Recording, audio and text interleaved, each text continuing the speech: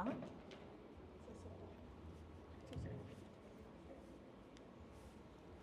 Pode ir? Vamos lá, então eu voltei para falar agora sobre as patologias sob o olhar das leis biológicas. Vou falar um pouquinho de como o estresse, como perdas, como separações podem interferir na saúde do animal. É sabido que a mente interfere na saúde do corpo humano, mas e nos animais? Vocês acham que interfere, sim ou não? Sim, gostei desse sim, isso aí, também acho. Bom, quem começou a estudar isso foi o Dr. Hammer. Ele era um oncologista alemão que, após ter seu filho assassinado, ele desenvolveu um câncer em testículo. E pouco tempo depois, sua esposa desenvolveu um câncer em ovário. E o que vem de pergunta, de indagação era, eles eram pessoas normais, os dois médicos, um oncologista, né, que tinha uma vida saudável, desenvolveu um câncer em testículo. A pergunta era, o que eu estava vivendo quando eu adoeci? Porque só pode ser isso. E aí ele começou então a levantar as histórias dos pacientes da quais ele tratava para saber o que tinha ali acontecido por trás, qual era a experiência, a percepção que essa pessoa tinha daquele ambiente na época que ele estava vivendo aquele acontecimento. E aí ele postulou que a doença não é um erro da natureza, mas sim um programa biológico de sobrevivência com um significado específico, que a função da doença é ganhar tempo de vida. E aí ele entrou nas 5 leis biológicas, na compreensão de como a biologia atua de forma de leis naturais. E ele chegou às 5 leis biológicas. A primeira lei é a lei férrea do câncer, que diz que para ter um acontecimento, uma mudança no organismo do animal, precisa ter um choque, um acontecimento inesperado, para ele desenvolver alterações em sistema nervoso autônomo e em órgãos específicos para levar a uma determinada doença. Então esse choque, esse acontecimento agudo, né, vivido na solidão, pode ser uma catástrofe, mas normalmente para os nossos animais domésticos que vivem em casa, não é. Então eu coloquei esse videozinho só para mostrar isso, um cachorrinho que foi interagir com um lagarto e acabou fugindo. Claro que nem todo cachorro que vai fugir do lagartinho vai desenvolver uma doença, mas pode ser um choque. O que eu quero mostrar é que não precisa ser uma catástrofe para acontecer. Pode ser simplesmente aquele animal que toda vez pode subir no sofá da sala, mas o dia que chega uma visita, ele não pode. Como não? Pode ser um animalzinho que é surpreendido em casa com a chegada de um novo irmãozinho. Mas quem disse que ele queria esse novo irmãozinho que está oferecendo perigo para ele? Então, normalmente, quando a gente fala, aconteceu um choque, aconteceu algo inesperado, a pessoa fala, não. Gente, não precisa bater num animal. Às vezes, se eu pegar um objeto estragado e falar em casa, quem fez isso? Eu tenho um cachorro que vira de barriga para cima e dá risada. E tem um que se treme. Então, a resposta frente ao desafio do ambiente é o que conta aqui. E essa lei diz que esse choque, esse momento inesperado, esse ataque, esse conflito, ele tem que atingir uma tríade ao mesmo tempo. Então, a psique entrando aqui como a percepção desse animal perante o perigo, perante o ambiente, o cérebro e também o impacto no órgão. E esse impacto, ele não é em qualquer lugar do cérebro. Ele vai seguir uma lei, ele vai seguir uma ordem. Então, que ordem é essa? É de acordo com o conteúdo do conflito, de acordo com a fisiologia do órgão que esse animal está tentando mudar a sua fisiologia para sobreviver. Então, o conflito, o conteúdo do conflito que vai determinar qual órgão será afetado e qual parte do cérebro será afetada, será impactada. E nos seus estudos embriológicos, ele chegou à conclusão de que toda a natureza do conflito que vai atingir a endoderme, vocês lembram dos tecidos embrionários? que eram 3, endoderme, mesoderme e ectoderme. Endoderme é da boca ao ânus. Tudo que é vital para a gente. Comer, se alimentar, reproduzir. Tá? Então, tudo que está na endoderme vai impactar o tronco encefálico. E a gente vai ter partes correspondentes a cada órgão aqui dentro do tronco encefálico. Desde a boca até o reto, passando por todas as vísceras.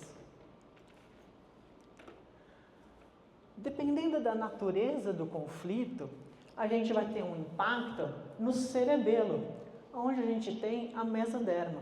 E a mesoderma, ele considerou uma divisão dela, onde ele postula como mesoderma antiga os órgãos que vão se comportar como endoderma, mas não fazem parte de um tecido embrionário endodérmico, e uma mesoderma nova, que fazem parte de um tecido mesoderma, só que eles se comportam durante o conflito como um ectoderma. Então a gente tem lá no nosso cerebelo pontos que a gente chama de relé, que são correspondentes à parte do mesoderma antiga, onde estão as glândulas mamárias, pericárdio, pleura.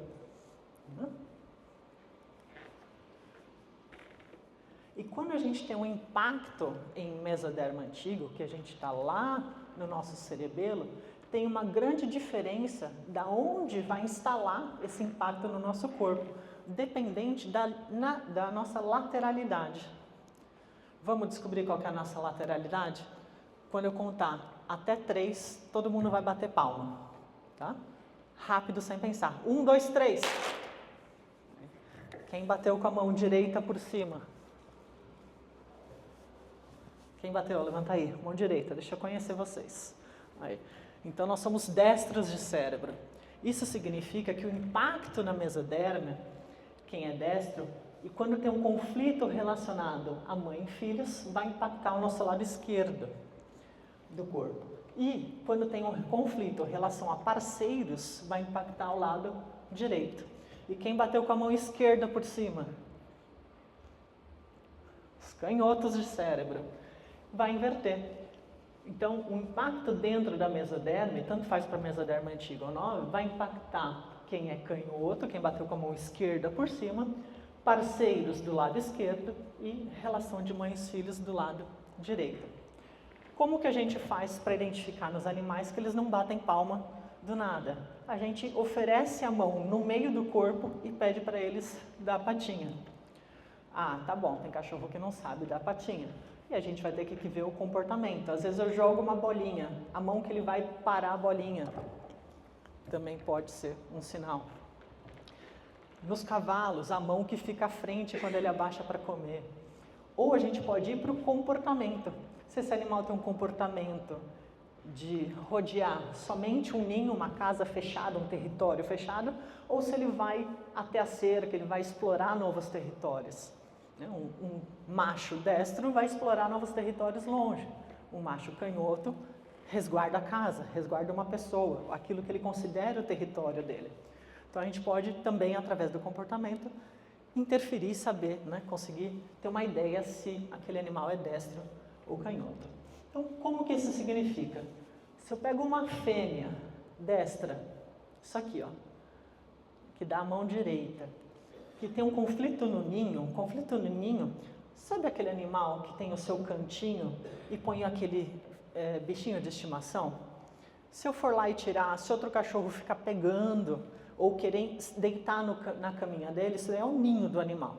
Né? Então, essa fêmea destra, quando tem um conflito no ninho, vai desenvolver um câncer de glândula mamária.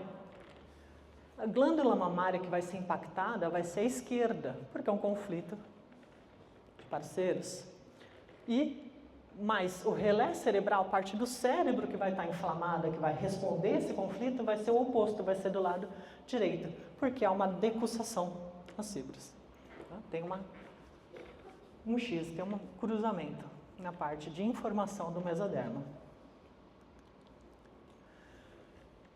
Como eu falei, o mesoderma é dividido em mesoderma antigo e mesoderma nova. Na parte do mesoderma nova, a gente tem os nossos correspondentes cerebrais lá na medula cerebral. que é como se fosse um homúnculo, né? O desenho exatamente do animal, dos dois lados, onde está inscrito tanto a parte óssea quanto a parte muscular. Aqui a gente também segue uma lateralidade do cérebro. E quando eu falo que impacta o cérebro, é porque tem uma inflamação no cérebro no momento que há o conflito. Então aqui, por exemplo, falando de mesoderma nova, a gente tem essa inflamação que ele chamou de foco de Hammer, né, pôs o nome dele, uma área de halo cerebral que aparecia nas ressonâncias magnéticas e na tomografia, mas que a Siemens, uma das maiores produtoras de aparelho, modificou porque eles chamavam que era um erro de técnica, uma falha, porque sempre aparecia um halo em algum lugar, né? Esses halos aparecem em locais específicos no cérebro, né? Onde o cérebro foi impactado.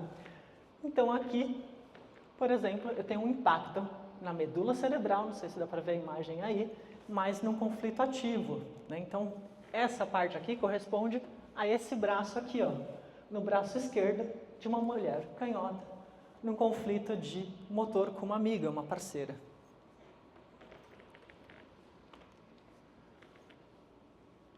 E aí a gente vai para o ectoderma.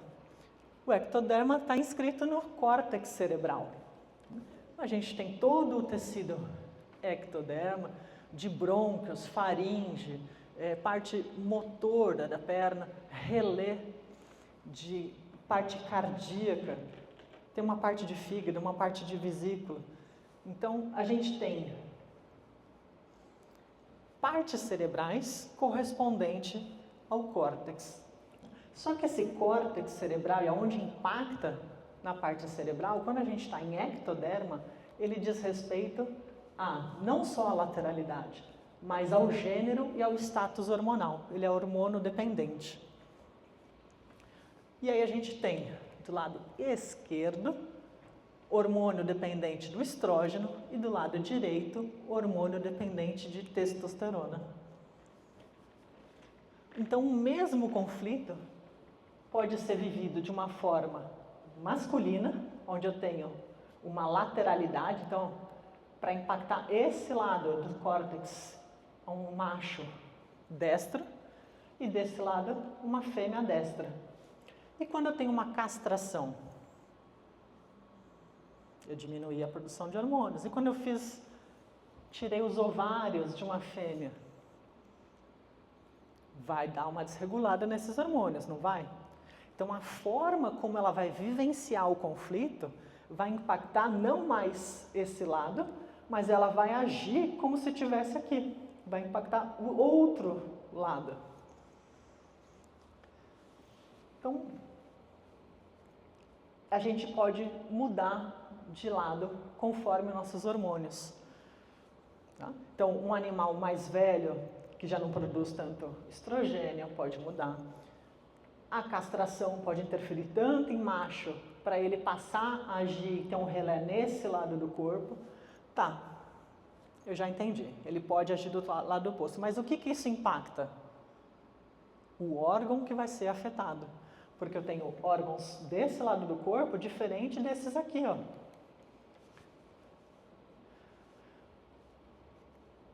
Aqui eu estou falando de parte brônquica. Um animal que tem um latido, bravo, que ele faz com o brônquio, expulsa ar. Aqui eu tenho faringe, por exemplo. Um animal que vai afinando a voz. Vai mudando o jeito de ser. Por quê? Quanto mais impacto eu tenho na minha parte de córtex, mais eu interfiro no comportamento do animal. Então a gente tem algumas alterações de hormônios interferindo na personalidade, no comportamento desse animal também, além dos órgãos que serão impactados. A gente tem a segunda lei, que vai falar de uma natureza bifásica da doença. E essa natureza bifásica, ela só pode ser ativada se o animal chegar numa resolução daquele conflito. Então, precisa ter acabado.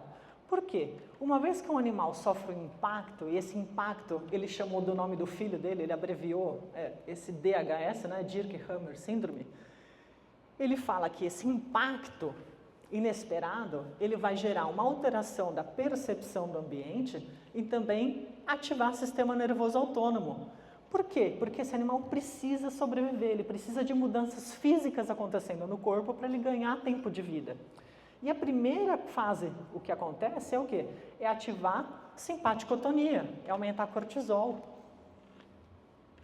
Eu preciso matar ou morrer. Luta ou fuga, eu preciso ir para ação, eu preciso de cortisol para me movimentar. Eu preciso estar preparado da minha vigília, não posso descansar, não posso dormir, não posso relaxar agora. Então, a gente está acostumado, nós os animais, a viver numa fase diurna, simpaticotônica, e uma parte vagotônica noturna. Não é isso? De manhã, o cachorrinho lá recebe cortisol, ele vai passar o dia inteiro, teoricamente na natureza ele vai caçar, vai procurar novos lugares, defender seu território, e à noite ele vai descansar. Nos gatos inverte um pouquinho, mas, enfim, eles estão acostumados com um balanço de ter cortisol no corpo e diminuir cortisol, ter cortisol, diminuir cortisol. Até que aparece um impacto inesperado, um conflito. E lembra que o conflito não precisa ser uma tragédia para esse animal, basta mudar a percepção que ele tem do ambiente. E aí ele vai para luta ou fuga, eu preciso de cortisol, ele vai ficar na simpaticotonia. Ele precisa responder, ele precisa da ação. Essa fase ativa de simpaticotonia vai diminuir toda a parte inflamatória do corpo, vai deixar o sistema imune mais dormente. Pessoal, imaginem vocês. Pega o leão que o Luizinho colocou lá na aula. Então, estou na África, eu, Celina, estou na África, fazendo um safari, felizona da vida. Comi alguma coisa que não me fez bem. Meu sistema imune está produzindo e pediu para eu ir ali numa moitinha. Ele quer expulsar isso, ele quer trabalhar meu sistema imune. Está gastando energia para fazer isso. Parei o meu carro e fui lá na moitinha. Nisso que eu estou na moitinha, escuto o rugido de um leão. O que é mais importante? Meu sistema imune continuar trabalhando ou aumentar cortisol e eu ir para ação de sair correndo? Cortisol. Né? Então, meu sistema endócrino vai ter que sobrepor meu sistema imune, porque ele gasta energia do mesmo jeito. Eu preciso dar prioridade para isso. Tá? Então, nessa fase aqui, não tem sistema imune trabalhando como deveria, tem menos horas de sono, tem ali estresse contínuo, né? Diminuindo parte digestiva, enfim, tudo que a simpaticotonia faz. Até que eu entendo que esse leão não está mais atrás de mim. Ufa, cheguei no meu jipe ali, estou salva, estou tranquila. O que acontece quando eu fiquei muito tempo, quando eu fiquei prolongada em ativação nessa simpaticotonia? O corpo precisa descansar, precisa de uma fase de reparação para sobreviver, porque o corpo não aguenta a simpaticotonia muito tempo. Né? Igual, normalmente, quando a gente pega aqui, vai pegar numa fase de cicatrização, um hipotireoidismo. O que aconteceu? Antes, certeza absoluta, ele passou por um hiper. Ele passou aqui, não aguentou ficar muito tempo, foi para o hipo. Tá? Então, consegui entender que esse leãozinho não está mais atrás de mim. Primeira fase de reparação é exudato, é edema, é febre, reação inflamatória, micro-organismos aparecendo. Depois dessa exudação, desse edema, eu tenho uma releitura do conflito. Isso significa que meu corpo se preparou para viver o conflito, foi para a simpaticotonia e baixou de novo. E aí a segunda parte de reparação que eu tenho fibrose, cicatrização, reparação tecidual, propriamente dita. Tá? Então a gente tem uma fase de vagotonia depois do meu conflito. Por que isso é importante? Porque eu tenho tecidos embrionários que aqui vão se comportar de uma forma diferente desses tecidos embrionários. E a gente vai ver isso agora.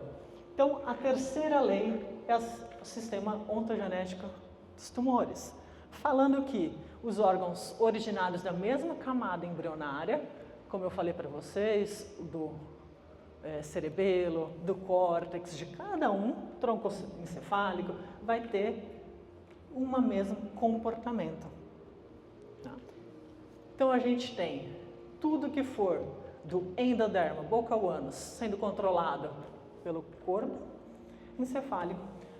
A gente tem mesoderma antigo, parte glandular, pericárdio, peritônio, sendo controlado pelo cerebelo. A gente tem mesoderma nova, musculatura, ossos, ligamentos, tendões sendo controlada pela medula cerebral, e a gente tem um ectoderma controlada, né, a pele, epiderme e sistema nervoso sendo controlada pelo ectoderma. E a gente tem conflitos unidos. Dentro de cada desse conflito principal, a gente tem daí uma subdivisão. Então, tudo que for do endoderma está ligado à parte vital e que, numa fase de simpaticotonia, quando eu aumento o cortisol, aqui eu tenho uma proliferação celular, crescimento exagerado, tumor. E quando eu estou numa fase de reparação, eu tenho uma diminuição dele. Tá? E tem um sentido vital. Por exemplo, um tumor de fígado. Eu tenho aumento de hepatócitos. O hepatócitos é o celeiro do corpo, não é? De forma geral, ele vai pegar ali o nosso alimento, a energia, transformar em glicogênio e mandar para a musculatura para a gente ir para a ação e sobreviver, certo? Se eu tenho um aumento de células aqui, o que meu corpo está tentando sobreviver? Cada partícula que eu conseguir pegar de alimento, eu vou transformar em glicogênio. Eu preciso pegar mais alimento, eu preciso pegar. Então, quando eu aumento meu número de células, o que eu faço? Eu aumento a minha possibilidade de agarrar cada pedacinho do alimento. Então, a gente faz um ganho de vida aqui em endoderma. E depois, na fase de resolução, a gente tem uma perda de tecido. O mesoderma antigo vai se comportar igual e a gente já tem o mesoderma novo e o ectoderma de forma diferente. Onde numa fase de conflito ativo, de aumento de cortisol, eu vou ter uma perda celular, uma necrose, uma ulceração. E num tecido de vagotonia, na parte de reparação, eu tenho o aumento de tecido. E esses aumentos de tecido, essas proliferações, elas são sempre dependentes da intensidade desse conflito. Então, por exemplo, em ectoderma, eu tenho os cânceres ductais, infiltrativos de mama. Ele vai crescer quando eu já passei pelo conflito. Quando eu estou em fase de resolução. E ele vai fazendo uma curva para baixo, crescendo, crescendo, crescendo o tecido. Quando a gente entra com quimioterapia, o que a quimioterapia é? Simpaticotônico ou vagotônico? Simpaticotônico. Então eu corto essa curva que está vindo para baixo, crescendo o tecido, ela diminui e a gente tem, então, um bom resultado com quimioterapia nesses tipos de tumores de ectoderma. A gente tem a quarta lei. Porque quem faz esse aumento de tecido e quem faz a corrosão, a erosão, a necrose dos tecidos? São os micro-organismos. Né? Então, eles não causam doenças, mas eles desempenham um papel vital, principalmente durante a fase de cura. E esses micro-organismos vão crescer e proliferar no corpo de acordo com o tecido que foi afetado, da parte embrionária. Então, tendo lá a parte de fungos e micobactérias em tecidos endodermas, de bactérias em mesoderma e vírus e bactérias em ectoderma.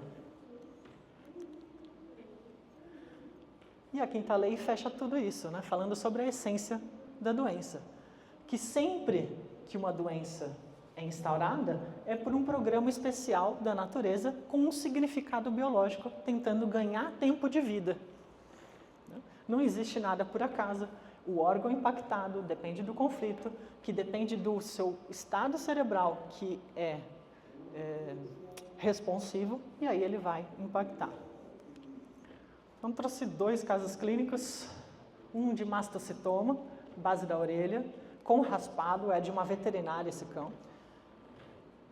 Estava indo para a cirurgia e ela falou, vamos tentar fazer alguma coisa? E aí a gente aplicou a terapia.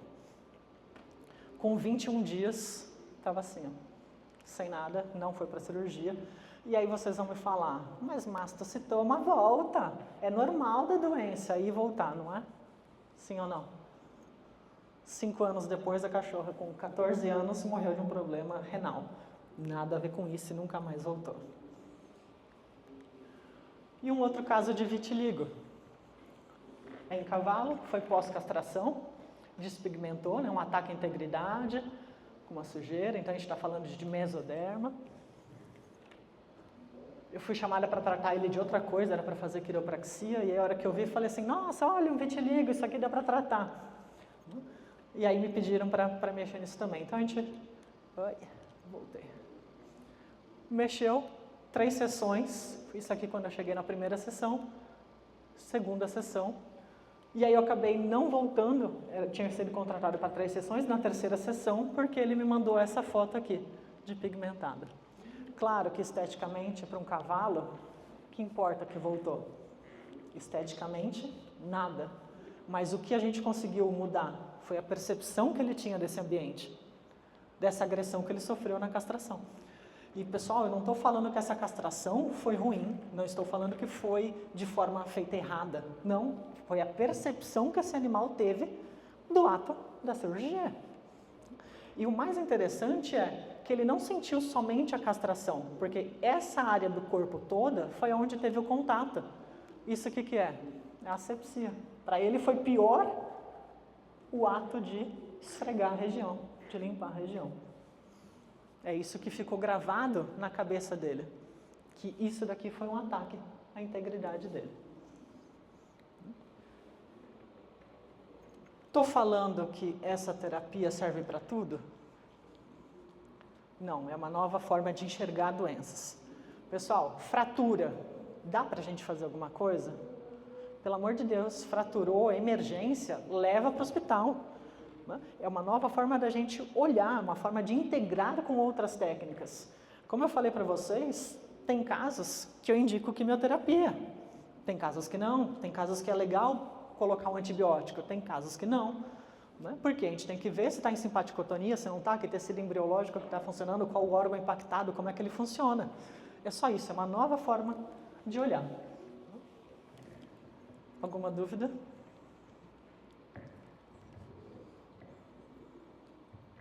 Não? Vocês entenderam tudo ou não entenderam nada? Não. Obrigada, então.